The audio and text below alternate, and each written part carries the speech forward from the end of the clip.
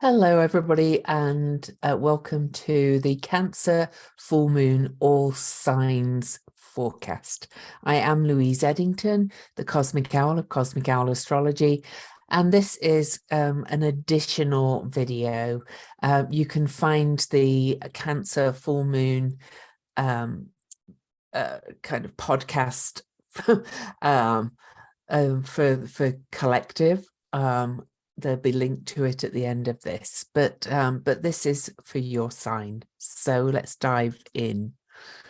All right. So Cancer, first of all, seeing as this is your full moon, because it's a full moon, which is an opposition, it's going to affect two houses mostly because the moon is opposing the sun, and so this one is affecting the first house and seventh house for you. So this is really about balancing the needs of your self-assertion, the face you put out into the world, with your significant relationships and how you compromise yourself for others. So it's basically kind of who you are and who you are in relationships, how you do that. This is the area of life that this full moon is going to shine a light on for you. Okay. So for Leo, this for you will be the 12th house and the 6th house. Okay, with slight 12th house emphasis because the moon is in the 12th house. So this polarity is the service axis. Okay, this is the balance between day-to-day functions and routines, physical health, and the need for order versus the spiritual health, the infinite, the connection with the infinite, and our spirituality, and also kind of the need to be alone as well as the need to serve. Now, the moon is going to be the emphasis mainly because it is a full moon, but this is the axis between the need to be useful, to serve, to do things, and then this emotional pull to spend time with the muse, the mystery, and time alone. Okay, so that's the full moon for you. All right, Virgo. Okay, Virgo, for you, for Virgo rising, this is the 11th house and the 5th house. So this will be the balance between personal and impersonal, between the need to bring joy and the need for personal creative self-expression with the sun in the house it's very happy in, and the moon up here in the 11th house, with the 11th house being about groups, kind of groups of friends and a bigger picture objective thing. So it's the need between the needs of your own heart and then group needs. This is going to be the axis for you. So Libra rising or Libra sun and a little bit Libra the moon.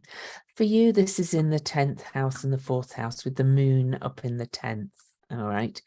So this will be really about unconditional love. Okay, so the 4th house is the private life. It's nurturance, it's attachments, it's family, it's domesticity, it's the home, and the sun is in that, but the moon is pulling you towards the public life, towards visibility, your career, your reputation, and accountability. So it's about balancing those two on the full moon for you, the home and work life. All right, so excuse that noise. Scorpio rising or Scorpio sun, but Scorpio rising if you know your rising sign. This is in the 9th and the 3rd for you, with the moon up here in the 9th house. And this is the mental axis. This is the axis of mind, curiosity, logical thinking. The 9th house is the higher mind, the quest for meaning. It's the place of philosophy. So, you know, it's a balance on the full moon between your emotional need to explore this quest for meaning and also to, but balancing it between kind of the curiosity, kind of gossipy, more kind of tendencies. All right, but the moon is up here in the ninth, so this is more about kind of this emotional need to find these higher meanings. All right, so for Sagittarius rising or Sagittarius sun, this is in the 8th and the 2nd house for you, and the moon's in the 8th house. So this is really about the 8th house is shared possessions, it's change, it's transformation, it's deeply bonded relationships. And then the 2nd house is about personal values and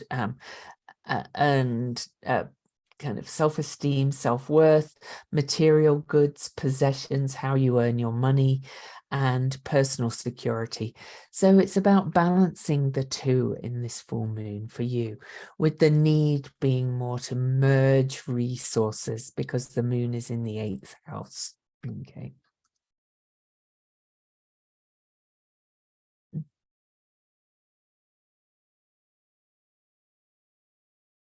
Sorry, so my phone was going there.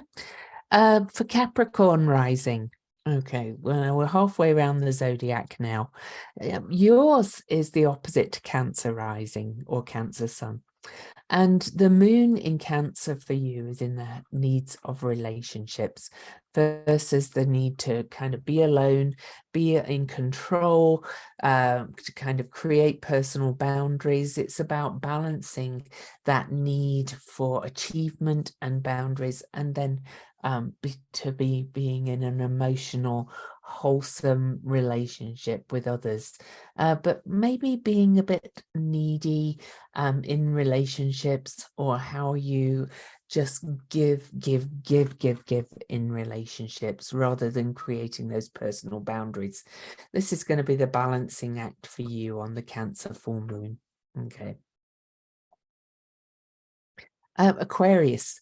So Aquarius for you, this is emotional need about to be of service, to be useful, to look after your health, to perhaps something to do with pets a little bit too, between this core need to be alone, to kind of create boundaries and not give to others.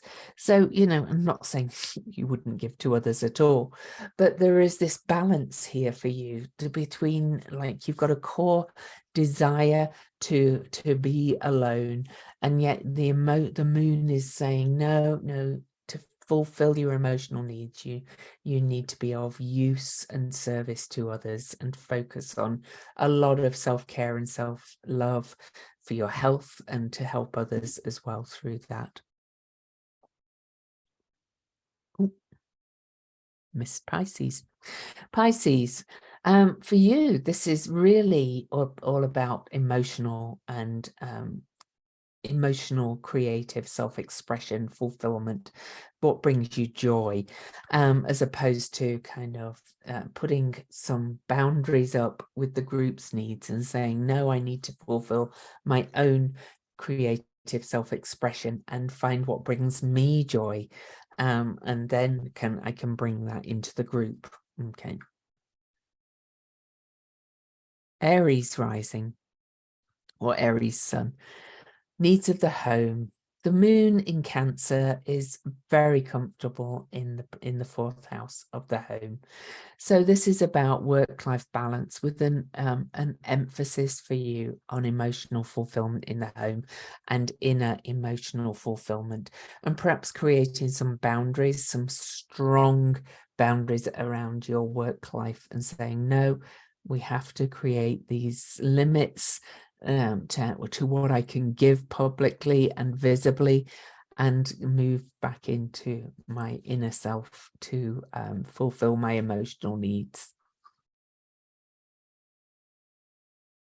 Taurus rising.